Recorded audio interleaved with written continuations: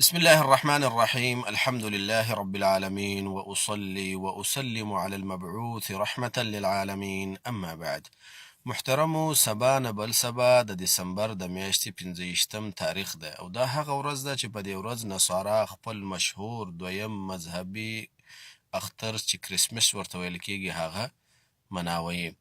او دا اختر د دوی د مذهب سره برای راست تعلق لري، ځکه د دوی په مذهب کې څو اخترونه دي چې د ټولو نه غټ عید القیامه یا عید الفصح چې ورته ویل کېږي چې د اپریل د میاشتې د عفوا د مارچ د میاشتې د 22 تاریخ نه شروع کېږي او بیا د اپریل د 15 پورې هغه د دوی غټ اختر دی. او دویم غټ مذهبي اختر چې دی هغه د کرسمس دی چې دا د دسمبر په 15 ورځ باندې او دوی وایي چې په دې ورځ کې الله رب العالمین خپل زوی د دنیا ته راولېږه او هغه پیدا شو چې هغه عیسی علیه السلام دی او د دې دپاره الله رب العالمین هغه راولېږه چې بشریت د هغه ګناه نه خلاص کړي کومه ګناه چې آدم علیه السلام کړې وه چې هغه ونه خوړلې وه.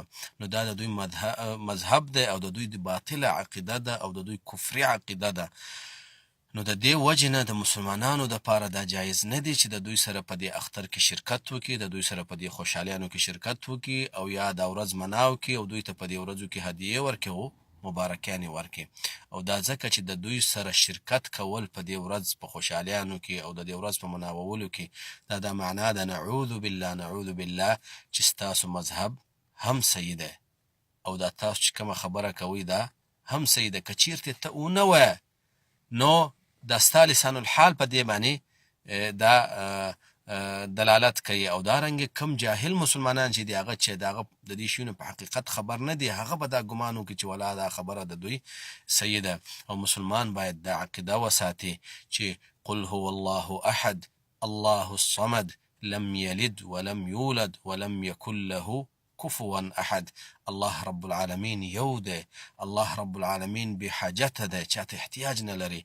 الله رب العالمین نه د چانه پیدا دی او نه د هغه نه څوک پیدا شوي، الله زامن نه لري نعوذ بالله، او نه د الله رب العالمین مثال څوک شته. مسلمان باید دا عقیده وساتي او د دې خلاف چې کومه عقیده یې چې څوک وایي چې عیسی علیه السلام د الله زوی و یا عزیر علیه السلام د الله زوی و یا الله رب العالمین ښځه لري نعوذ بالله، لکه بعضې نصارا چې وایي چې مریم علیه السلام د الله رب العالمین ښځه ده والعیاذ بالله.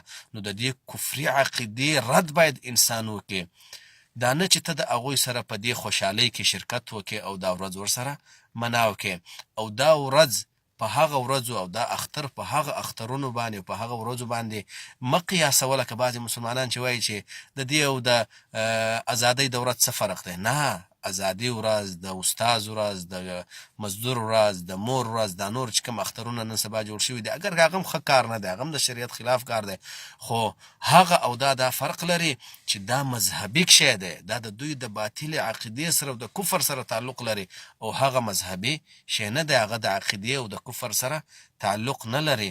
نو د هغه قیاس په دې باندې کول دا قیاس مع الفارق دی او دا صحیح نه دی. او بل الله رب العالمین په سورة فرقان کې فرمایي د مؤمنانو په صفت کې والذین لا یشهدون الزور، مؤمنان هغه دي چې هغه زور ته نه حاضریږي او نه د هغه ګواهي ورکوي. زور څه ته وایي؟ امام مجاهد ابن جبر چې دا د مفسرینو امام دی او د ابن عباس رضی الله تعالی عنه خاص شاګرد دی، هغه فرمایي وایي د الزور نه مراد د مشرکینو او د کفارو اخترونه دي. نو باید مؤمن د دوی اخترونو ته حاضر نشي. او رسول الله صلی الله علیه وسلم ته یو کس راغی په مدینه کې، د ثابت ابن الضحاک رضی الله عنه روایت دی، د ابو داود رضی الله عنه ابو داود رحمه الله په خپل سنن کې دا حدیث را نقل کړی دی او صحیح حدیث دی. نو ثابت ابن الضحاک رضی الله عنه فرمایي و یو سړی رسول الله صلی الله علیه وسلم ته راغی، ورته ویل چې یا رسول الله انی نذرت، ما نظر کړی دی چې زه وحلال کم په بوانه مقام کې، په بوانه یو ځای. نو رسول الله صلی الله علیه وسلم هغه ته وفرمایل چې آیا په دې ځای کې د مشرکینو یو بت وپخوا؟ نو هغه ورته ویل چې نه نو. نو بیا یې تپوس وکړه آیا په دې ځای کې به مشرکینو یو عید مناوه، یعنې دلته به کومې میلې د یو اختر جوړولې؟ نو هغه ورته وفرمایل چې نه. نو رسول الله صلی الله علیه وسلم ورته وفرمایل چې ته اوس خپل نظر پوره کولی شې او وخت حلالولی شې.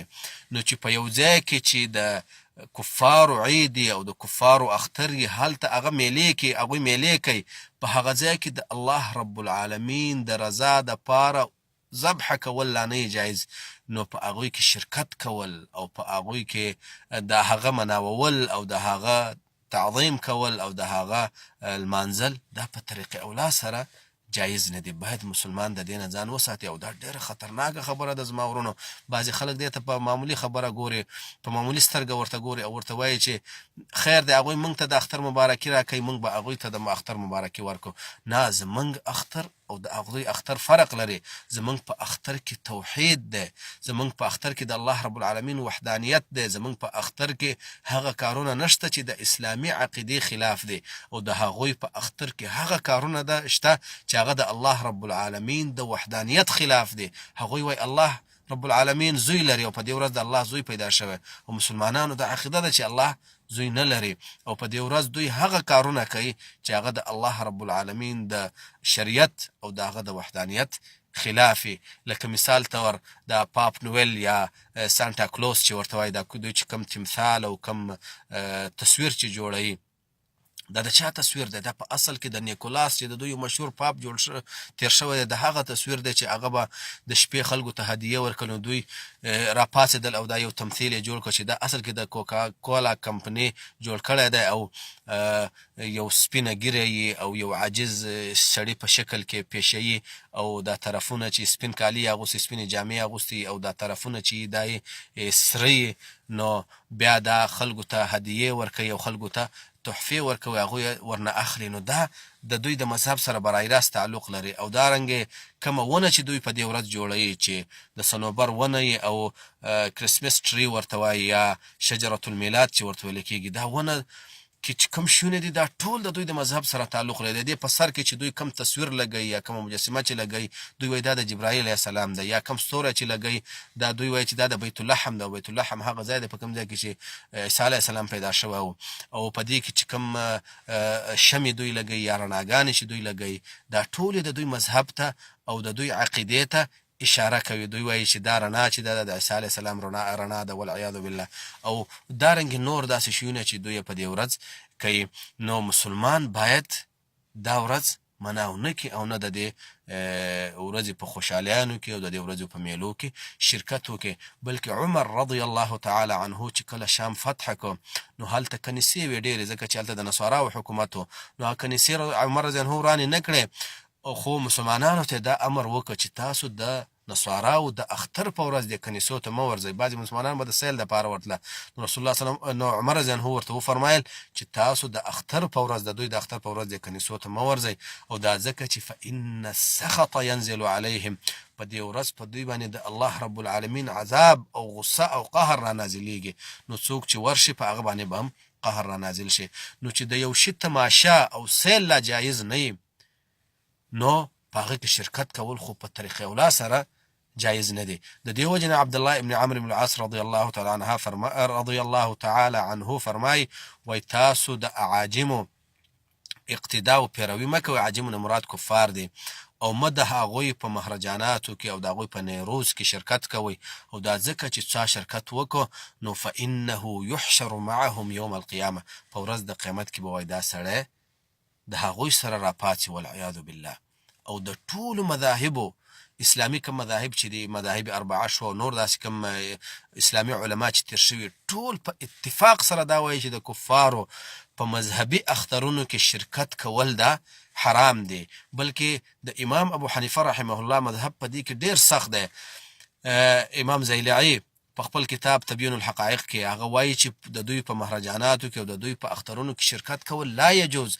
او ابو عمر الکبیر النصفی چې دا یو حنفي عالم تیر شوی، هغه فرمایي وایي که چیرته په دې ورځ کې من اهدا الیهم فیه بیضة، که چا په دې ورځ کې دوی ته یوه انډه یا یوه اګۍ په تحفه کې ورکړه، نو فقط کفر، وایي دا سړی کافر شو.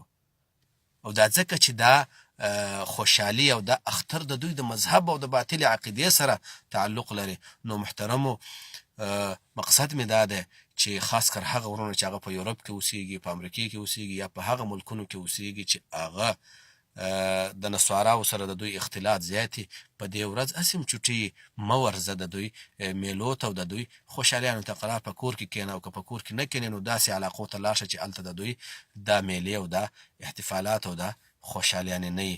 الله رب العالمین دې ما او تا دواړو ته د عمل کولو توفیق راکړي، او الله رب العالمین دې په ورځ د قیامت کې د انبیاء او د شهدا او د صالحین او د صدیقینو سره راپاڅوي. واخر دعوانا ان الحمد لله رب العالمین.